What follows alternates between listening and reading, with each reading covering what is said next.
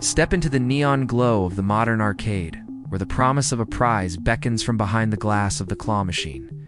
The business model behind claw machines is fascinating.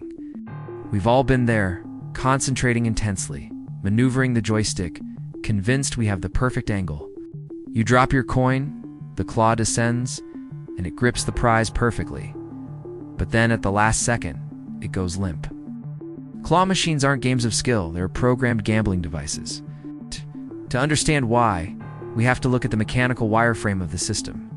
In a true game of skill like basketball, your success is determined by physics and practice. But the claw machine operates on a different set of rules.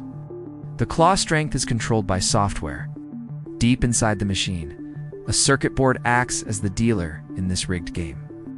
This software only allows a strong grab after a certain number of failed attempts. It's all about the payout ratio and claw voltage settings. The machine is programmed to ensure a specific profit. If the goal is a 50-1 payout, the claw will only provide full power once every 50 games. This creates the illusion of fairness while maximizing profit.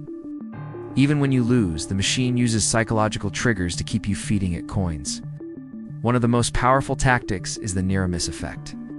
The prize falls just inches from the chute, making you feel like you were so close to winning. Behind the scenes, operators can adjust these settings in seconds, ensuring the house always has the mathematical advantage. The entire system is designed to feel winnable, but rarely is. It's one of the most deceptive business models in entertainment. Next time you see those bright lights and soft toys, remember, the claw machine is not a playground, it's a programmed gambling device.